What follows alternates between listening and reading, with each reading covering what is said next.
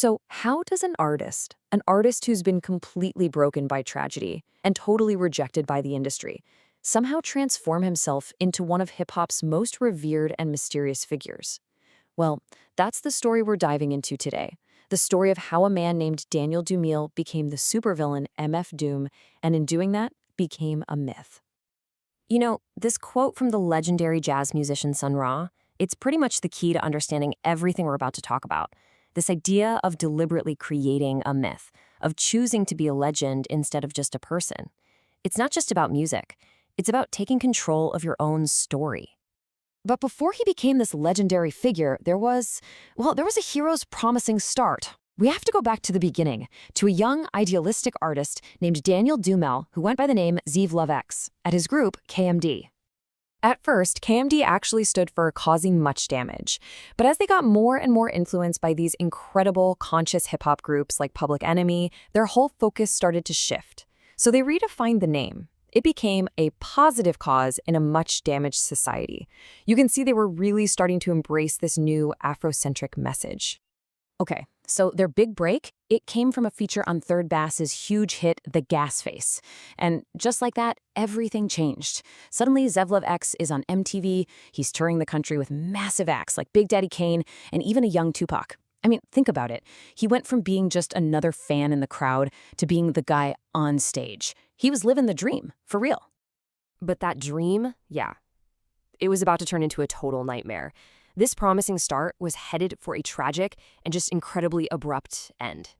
So, on April 23rd, 1993, the first blow hits, and it's a devastating one.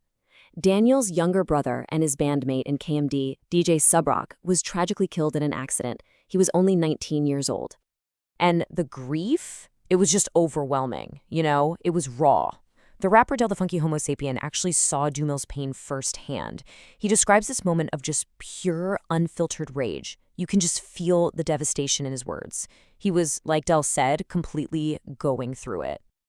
And if that wasn't enough, just 1 week after burying his brother, the industry delivers the knockout punch. Elektra Records gets spooked by the album's cover art, so they shelve their new album, Black Bastards, and they drop KMD from the label. Just like that. They hand him a check for 20 grand and tell him to get lost. His career was just over. He completely vanished from the scene. He even ended up homeless for a while. But from those ashes, from that grief and that rejection, something new was forged in the fire. Zev Love X was gone. In his place, a villain was born. And this new persona came with, well, its most iconic feature, that metal mask that would define his entire career. Which begs the question, right? Why the mask? What was it all about? See, this whole villain thing, it wasn't just him copying a comic book character. No, Doom was tapping into something way deeper, a cultural archetype from Black folklore known as the Bad Man. This is a figure who lives on the fringes, who breaks unfair rules, kind of like a righteous outlaw fighting a corrupt system. And yes, he literally modeled his persona on Marvel's Doctor Doom. And when you look at them side by side, it's kind of wild how much they line up. Both are these prideful geniuses who are absolutely convinced they're the heroes of their own stories.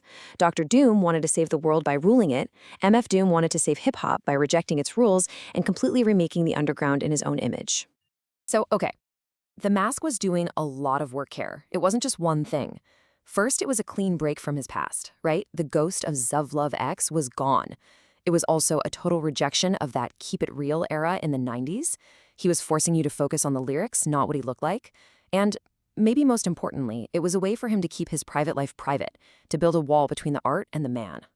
So armed with this new identity, he was ready. He launched what was basically his creative vengeance on the industry that threw him out. And he began this incredible, prolific reign over the entire world of underground hip-hop. So his first official move as the villain, that was Operation Doomsday in 1999. And man, what a statement. It was raw, it was lo-fi, and he was sampling everything from old cartoons to Side with this gritty, off-kilter charm. This was the villain announcing his arrival. And believe me, the underground was listening. And then Then came 2004, and with it, Madvillainy, his legendary album with the producer Madlib. This was not just another album. Man, this was a landmark. The tracks are short, they're dense, the rhymes are abstract. It creates this brilliant, almost dizzying experience. It's still considered one of the greatest hip-hop albums ever made, period.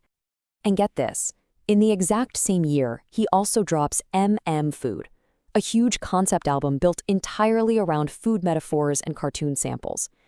It's just a masterclass in creativity, humor, and some of the most complex, mind-bending rhyme schemes you will ever hear. It really felt like his creativity was just bottomless. But, as the myth got bigger and bigger, that line between the character and the actual man started to get, well, pretty blurry. So let's try and take a peek behind that metal face. Which brings us back to that question, right? Was he a hero or was he a villain?